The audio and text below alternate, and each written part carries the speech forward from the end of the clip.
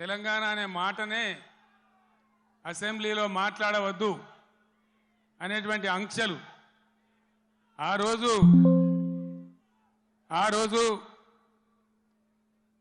నాకున్న పదవులన్నీ ఇసిరి వాళ్ళ ముఖాన పడేసి తెలంగాణ ఖచ్చితంగా నిలబడాలి, కలబడాలి, సొంత రాష్ట్రం కావాలి, అయితే తప్ప దిక్కులేదని ఒక్కనిగా ఒక సైన్యంగా నాతో పాటు పిడికెడు మందితో జై తెలంగాణ అని బయలుదేరినాం. హైదరాబాద్లో చర్చోపచర్చలు, ఎక్కడికి పోవాలి, ఏం చేయాలి, మీటింగ్ స్టార్ట్ చేయాలి, ప్రజల్లోకి పోవాలి, ఇది ప్రజా గర్జన కావాలి, బ్రహ్మాండమైనటువంటి చైతన్యవంతులైన ప్రజలున్న జిల్లా కరీంనగర్ జిల్లా. ఇది పోరాటాల గడ్డ. ఇక్కడి నుంచే ప్రారంభించాలని భావించి ఇదే ఎస్ఆర్ఆర్ కళాశాల మైదానంలో ఇదే రాత్రి సమయంలో మే 17వ తేదీ 48 డిగ్రీల ఎండ అయినా కూడా ప్రజల చైతన్యం ఉన్న జిల్లా అని చెప్పి తెలంగాణ ఉద్యమం కోసం ఊపిరిలూదాలని నమ్మి ఇక్కడికి వస్తే ఆనాడు మీరు తెలంగాణ జెండాను ఆకాశమంతా ఎత్తిన గడ్డ ఈ కరీంనగర్ గడ్డ. ఈ కరీంనగర్ గడ్డ మట్టినే బొట్టుగా పెట్టుకొని ఇక్కడనే పిడికిలెత్తి కార్యాచరణ చెప్పి నేను ఉద్యమం కోసం బయలుదేరిన. తర్వాత కథంతా మీకు తెలుసు, మీరే కథానాయకులు, మీరే నన్ను ముందుకు నడిపిండ్రు. కానీ కాంగ్రెస్ పార్టీ ఎటువంటి పార్టీ? నువ్వెక్కడిదివా, మాతో నువ్వు గెలిచినవు కేసీఆర్, అసలు నీకు లెక్కేంది, నీ బిషాదేంది అని మాట్లాడితే ఆనాడున్న కేంద్ర మంత్రి పదవిని ఎంపీని కూడా నేలకేసి కొట్టి రారా నా కొడుక కరీంనగర్ కన్నా నేను మళ్ళీ ఇక్కడికి వచ్చిన. ఎన్ని కోట్లు ఖర్చు పెట్టినరో, ఎన్ని మాయోపాయాలు చేసినరో, మొత్తం రాష్ట్ర ప్రభుత్వం ఎన్ని గింగిరాలు కొట్టిందో మీకు తెలుసు నాకంటే ఎక్కువ. కానీ బ్రహ్మాండంగా మళ్ళొక్కసారి ఇది పదునైన కరీంనగర్ గడ్డ బిడ్డ, ఇది తెలంగాణ అడ్డా అనే పద్ధతిలో 2.5 లక్షల మెజార్టీతో నన్ను గెలిపించి మరొక్క మారు తెలంగాణ చైతన్యాన్ని చాటిన గడ్డ ఈ కరీంనగర్ గడ్డ. రాజకీయాలలో పరిణామాలు జరుగుతుంటే మనం మంచిగా చేసినాం, తెలంగాణ సాధించినాం. నేను మీకు ఒకటే మాట మనవి చేస్తా ఉన్నా, కొన్ని సందర్భాలలో అత్యాశకో, దురాశకో లేదా మరో రకంగానో ప్రజలు మోసపోతారు. మొన్న కూడా మోసపోయి కాంగ్రెస్ పార్టీని గెలిపించాను. ఈరోజు 3 నెలల లోపలనే 100 రోజుల్లోనే ప్రజలు ఏం జరుగుతుందో మీకు తెలుసు. మీరందరు గ్రామాలలో ఉంటారు. ఏం మాట్లాడతామంటే మేము ఎక్కువ ఇస్తాం, మీకు 6 సందమామలు పెడతాం, 7 సూర్యులు పెడతాం అని మాట్లాడింది. రైతు బంధు 15,000 వేస్తాం, కళ్యాణ లక్ష్మికి తులం బంగారం కల్పిస్తాం. ఇవాళ నోటికి మొక్కాలే 420 హామీలు ఇచ్చిండ్రు, బయలుదేరిండ్రు. ఇవాళ ఏం మాట్లాడుతుండ్రు? రైతు బంధు అడిగితే చెప్పుతోను కొడతామంటాడు ఒక మంత్రి. నేను చెప్పిన బిడ్డ, రైతుల చెప్పులు చాలా బందోబస్తుంటాయి, దబ్బన వాళ్ళు అదే పనికెత్తుకుంటే ఏమవుతుంది మీకు గతి అని కూడా నేను చెప్పిన. బందోబస్తు ఉండే ఆ రైతుల చెప్పులు. మంత్రిగా ఉన్న వ్యక్తి రైతు బంధు అడిగితే చెప్పుతోను కొట్టుకుంటాడు. ఇంకెవడో సన్నాసిగాడు కూడా అంటాడు. అంటే ఏందన్నట్టు? ఇప్పుడు ఇన్న ముఖ్యమంత్రి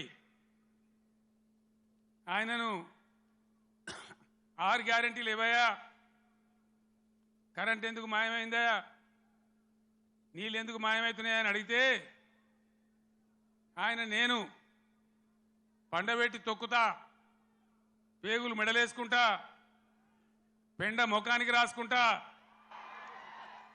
చీరుతా, సంపుతా, మానవ బాంబునైతా, మట్టి బాంబునైతా అని మాట్లాడతాడు. ఇంత అసహనమా ఒక ముఖ్యమంత్రి మాట్లాడవలసిన భాషనా? ఇది పద్ధతా? తెలంగాణ రాష్ట్రానికి సమాజానికి ఇది ఒక గౌరవమా? దయచేసి ప్రజలు ఆలోచించాలని చెప్పి నేను కోరుతా ఉన్నా. ఈ కరీంనగర్ గడ్డ నుంచి యావత్తు తెలంగాణ ప్రజానీకానికి నేను పిలిపిస్తా ఉన్నా.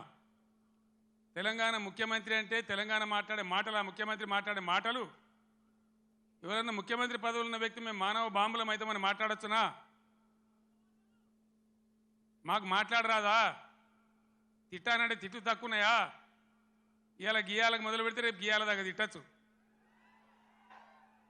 నేను మాట్లాడినా, తెలంగాణ ఉద్యమంలో మాట్లాడినా, తెలంగాణ వ్యతిరేకించిన వాళ్ళను దద్దమ్మలు అన్నా, సన్నాసులు అన్నా, సమైక్యవాదం సమగ్రాభివృద్ధి అంటే సన్నాసులారా ఏది రాని మాట్లాడినా. కానీ ఈ విధంగా 10 ఏళ్ళ ముఖ్యమంత్రికి ఉన్నప్పుడు నా నోటి నుంచి ఒక్క రోజన్నా ఒక సందర్భంలోన్నా ఇటువంటి దురుసు మాటలు మీరు విన్నరా? దయచేసి ఆలోచన చేయాలని నేను చెప్పేది చాలా సీరియస్ మాట. ఎందుకంటే తెలంగాణ రాష్ట్రం తెచ్చుకున్నాం, 10 ఏళ్ళు బ్రహ్మాండమైన పాలన చేసినాం. మీ అందరికీ తెలుసు, తెలంగాణ వచ్చినాడు కొత్త కుండల ఈగదు వచ్చినట్టు, దిక్కు దిశ లేదు, బడ్జెట్ ఏందో తెలియదు, కరెంటు లేదు, కాలిపోయే మోటార్లు, పేలిపోయే ట్రాన్స్ఫార్మర్లు, మంచినీళ్ళకు అన్నమో రామచంద్ర, రాష్ట్ర వ్యాప్తంగా చేనేత కార్మికుల ఆకలి చావులు, రైతుల ఆత్మహత్యలు, అప్పుల బాధ భరించలేక ఒక భయంకరమైన పరిస్థితులలో ఈ రాష్ట్ర ప్రజలు నన్ను ముఖ్యమంత్రి చేసిన మీరందరూ కలిసి. నేనేమన్నా అన్నానా? ఆంధ్ర వాళ్ళు మోసం చేసిపోయినారు, డబ్బులు లేవు, ఖజానా ఖాళీ అని నా నోట్ల నుంచి ఎప్పుడన్నా మీరు విన్నారా? లంకె బిందెల కోసం వచ్చినామని అన్నానా? ఎవడన్నా ముఖ్యమంత్రి లంకె బిందెలని మాట్లాడొచ్చునా? నీకు ఏ పరిస్థితి దొరికిందో ఆ పరిస్థితి మీద ముందటికి ఒక మార్గం వేసుకొని ఎట్లా దాన్ని చక్కగా చేయాలో చేయాలి. మొన్నటిదాకా బీఆర్ఎస్ ప్రభుత్వం ఉన్నది, 10 ఏళ్ళు పనిచేసినాం. ఎస్, ప్రజలు మీకు ఇచ్చిండ్రు, మాకు అభ్యంతరం లేదు, మాకంత ఈర్ష్య కూడా లేదు. నువ్వు మాకన్నా కుడిచేయి పని చేయి, మాకన్నా మంచిగా పని చేయి, మంచి పేరు తెచ్చుకో, మేము పోటీ పడేటట్టు చూసుకో, మాతో పోటీ పడేటట్టు చూసుకో. కానీ ఈ సీరితము, పండబెట్టి తొక్కుతాము, రైతు బంధు అడితే చెప్తోని కొడతాము. ఒక్క మాట దయచేసి మీరు ఆలోచన చేయాలి.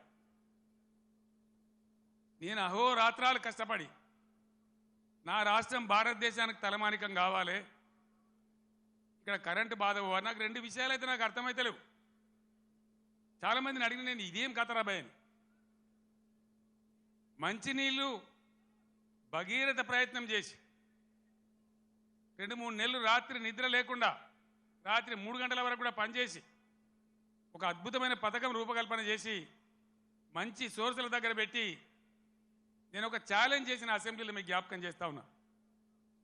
ఈ 5 ఏళ్ల లోపు 14 నుంచి 19 వరకు ఈ టర్మ్ లోపల భగీరథ నీళ్లు తెచ్చి ఇంటింటికి నల్లా పెట్టి నీళ్లు ఇయ్యకపోతే మేము మళ్ళీ అసెంబ్లీ నిలవడం, ఓట్లు అడగా అని చెప్పి నేను శపథం చేసిన శాసనసభలో.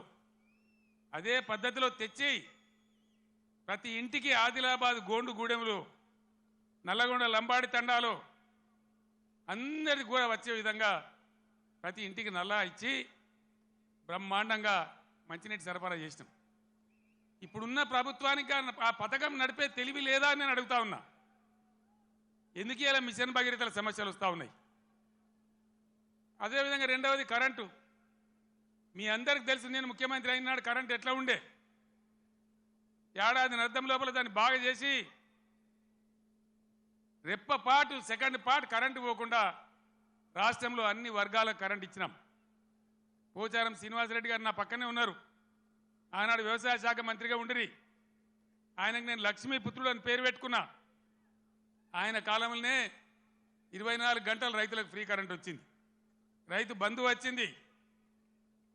కరెంటు కరోనా వచ్చి కాటేస్తే కూడా నేను వేరే ఏవో ఆపినా కానీ రైతు బంధు ఆపలే. వ్యవసాయం జరగాలి, గ్రామాలు నిలబడాలి, రైతాంగం నిలబడాలని కరోనా వచ్చి బాధ పెట్టినా, ఖజానాల డబ్బులు లేకున్నా, అప్పో సప్పో చేసైనా సరే రైతు బంధు ఆపలే. ఇలాగా రైతు బంధు ఏ శాతం అయితే లేదా? కేసీఆర్ జర్ర ఇటు ముఖం మలగంగానే కట్క బంద్ చేసినట్టు కరెంటు బంద్ అవుతుందా? మేము చేసిన దాన్ని 9 ఏళ్ళు ఇచ్చిన దాన్ని ఈ చవడ దద్దమ్మలకు ఇయ్యస్తలేదా? దయచేసి ప్రజలు ఆలోచించాలి. ఇలా మళ్ళా మీరు కాంగ్రెస్కే ఓటేసినారు అనుకో ఏమంటారు? మేము రైతు బంద్ ఇవ్వకున్నా, కరెంట్ ఇవ్వకున్నా, మోటార్లు గాలబెట్టినా, నీళ్లు సరిగా తెచ్చి రైతుల పొలాలు ఎండబెట్టినా మళ్ళా మాకే గుద్దిను, మాకే ఓటేసినారు అంటారు. 6 గ్యారెంటీలు 3 గ్యారెంటీలు అన్నిటికన్నిటికీ ఎగనామం పెడతారు. ఇది కాంగ్రెస్ చరిత్ర మీరు చూసిందే. ఇప్పుడే చెప్పిన వినోద్ కుమార్ గారు ఇదే అత్యవసరం బీఆర్ఎస్కి ఎంపీలు. ఎందుకంటే ఈ టైంలోనే మీరు కర్రు కాల్చి సురుకు పెట్టకపోతే నిర్లక్ష్యం వచ్చేస్తుంది, అహంకారం పెరిగిపోతుంది. ఇప్పుడు చెప్పుతోని కొడతా అంటే రేపు నిజంగానే కొడతాడు. ఆ విధంగా మోసపోదామా? లేదు బీఆర్ఎస్ గులాబీ జెండా ఎగిరేసి బ్రహ్మాండంగా మన ఎంపీలను గెలిపించి ముందుకు పోదామా? తెలంగాణ సమాజం ఆలోచన చేయాలి.